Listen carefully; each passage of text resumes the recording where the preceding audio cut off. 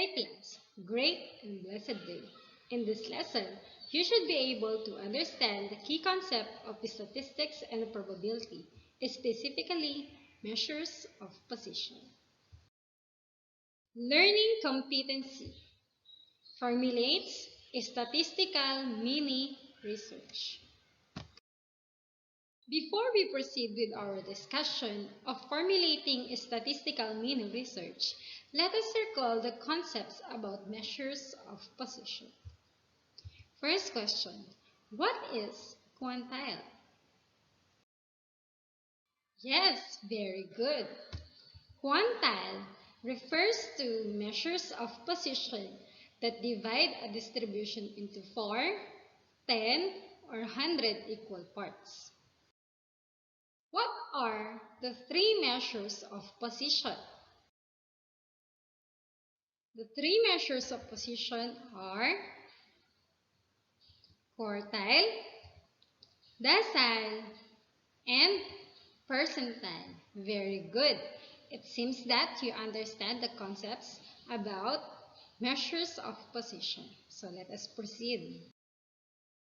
Class, did you know that research creates new and improved technology? Innovations in technology, specifically cell phone, is brought by research. From keypad cell phone to touch screen cell phone is one of the best examples where research is applied. Moreover, research can also be used in drawing conclusions from topic, issue, question, or problem. We will be using our knowledge in illustrating, interpreting, and solving problems involving measures of position to formulate statistical mini research. Let's first answer this question. What is research? Research refers to the systematic investigation and study of materials and sources in order to establish facts and reach new conclusions. It involves the collection, organization, and analysis of information to increase understanding of a topic or issue. Why research is important? First, it expands your knowledge base. The most obvious reason to do research is that you will learn more. There's always more to learn about a topic even if you are already well versed in it. Research allows you to build on any personal experience you have with the subject. Next, gives you latest information.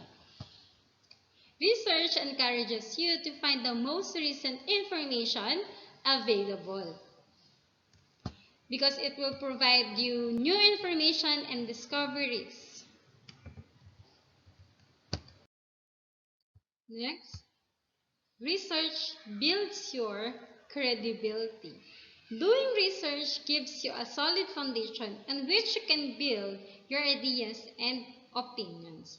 You can speak with confidence about what you know is accurate. Helps you narrow your scope. When you are circling a topic for the first time, you might not be exactly sure where to start. Research helps you identify the most unique and important things.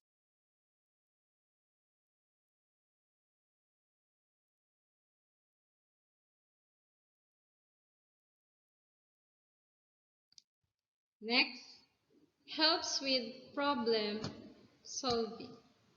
You need more information so you can make an informed plan of attack and an informed decision. When you know you have collected good information, you will feel much more confident with your solution. Next, helps you reach people. Research also entails going beyond the raw data and sharing real-life stories that have more personal impact on people. Lastly, encourages curiosity. Having curiosity and a love of learning take you far in life. Research opens you up to different opinions and new ideas. It also builds discerning and analytical skills. The research process rewards curiosity when you're committed to learning. What are the basic steps in the research process? First, you need to identify and develop your topic. Selecting a topic can be the most challenging part of a research assignment. Since this is the very first step in writing a paper, it is vital that it be done correctly. Here are some tips for selecting a topic. The topic must be within the parameters. Select a topic of personal interest to you and learn more about it. And be original. Next step, do a preliminary search for information. You look up for your keywords in the appropriate titles. Additional background information may be found in your lecture notes and or textbooks and the availability of resources. Next, you locate your materials. You can use the search engines like Google, Google Scholar, Yahoo, Academia, and etc. And subjects directories to locate materials on the internet. And then, next step in the research process, evaluate sources. Provide credible, truthful, and reliable information, and you have every right to expect that the sources you use are providing the same. Fifth step, write your paper. Begin by organizing the information you have collected. So this step will help you organize your ideas and determine the form your final paper will take. After this, you will revise the draft as many times as you think necessary to create a final product to turn it into your teacher. Next, cite sources properly. Citing or documenting the sources used in your research serves two purposes. First, it gives proper credit to the authors of the materials, of course.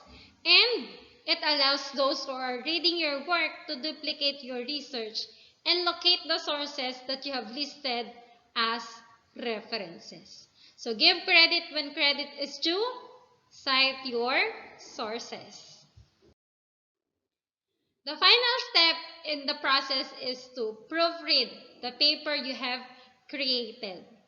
So read through the text and check for any errors in spelling, grammar, and punctuation.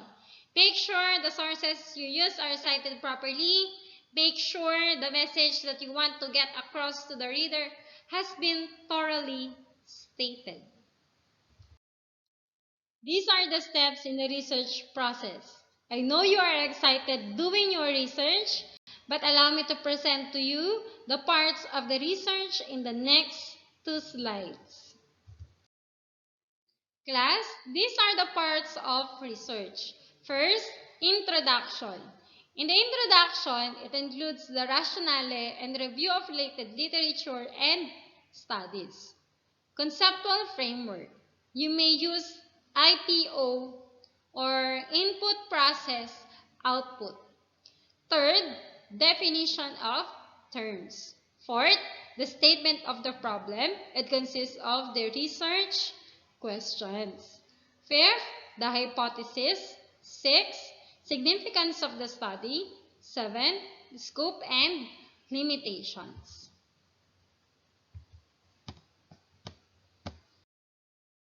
Next, method. You're going to discuss the type of research you have used.